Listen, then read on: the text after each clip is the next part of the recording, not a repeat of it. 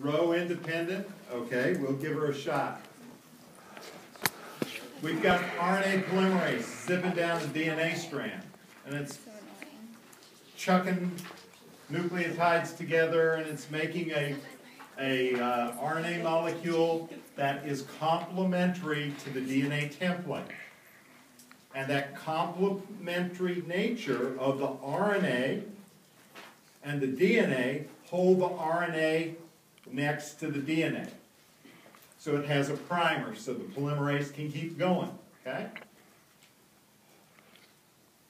As it goes off this direction, it keeps adding bases down there, and the bases at this end start falling off. They break, they flex back and forth. After the polymerase goes through that inverted repeat and makes a nice message there, the homology for the RNA structure is greater than the homology and formation of the RNA-DNA hybridization. So the RNA folds back on itself and makes a nice little hairpin. All that's holding that message onto the DNA template now is a short string of U's. That is not enough to hold and secure the RNA product with the DNA template. So the messenger RNA just sort of falls apart, falls off of the DNA template. It's no longer annealed. Now the polymerase falls off, goes away, the DNA reanneals. The message is loose in the cytoplasm. Is that good? Yes, sir. Did you say that the DNA polymerase activity is 5' to 3', and the exonuclease activity is 3' to 5'? Is that the template strand or the newly synthesized strand? It's the formation of the strand it is making.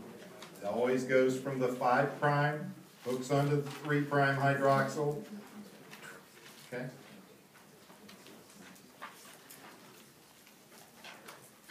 So telomeres, they make a repeat at the 3' end, and then the telomerase moves 3', 5' back to...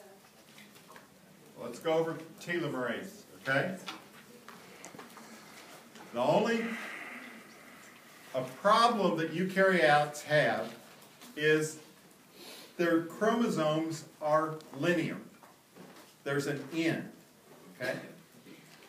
And we've talked about how you need a primer to come back, okay?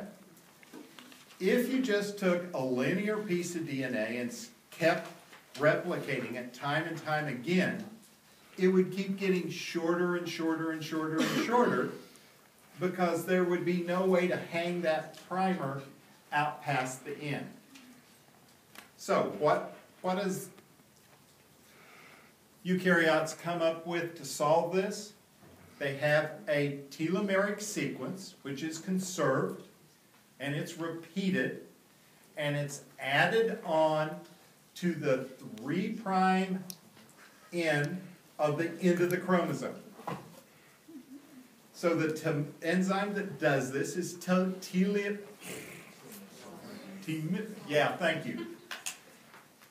And it just puts on the repeated conserved sequence over and over and over and over again on the 3' end.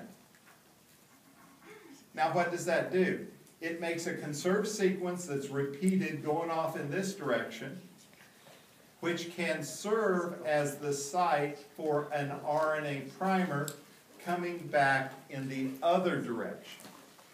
What this does is maintain the end of the chromosome. What do you mean by other direction? Okay, you've got 2 strands of DNA here. You've got 2 strands. This is the 3' end going that way. So you lay it out this way. Once you get out here, you can make a primer and come back on the other strand. With DNA polymerase. Yes, This is all on the after the primer. After the primer. This is all on the lagging strand. So you're talking about Don't get into that there. That's the 3' end and coming down. well, but it makes I don't know. Yes. Is that good? You don't seem convinced there. You're saying that the RNA primer is going 3' to 5'. No, That's the end of the chromosome. no. After you lay out this first strand, it's all 5' to 3'. That 5' to 3' repeated consensus sequence is hanging out there single-stranded.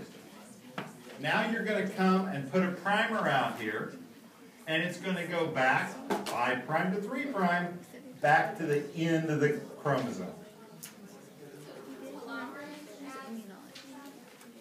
The telomerase adds the repeated sequences of the telomerase going out. DNA polymerase will bring it back in. Does it finish all the way, or does the ligase have to come in? Of course, the ligase has to come in and finish. Okay.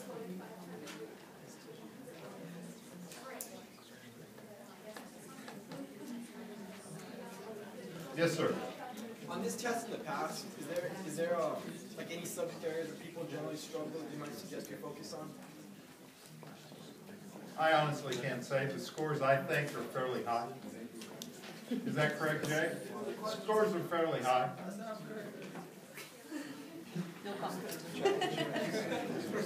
If you're asking me if you can ride the curve, the answer is probably no. I'm just going to say there's anything like you suggest we focus on. No, the grades are fairly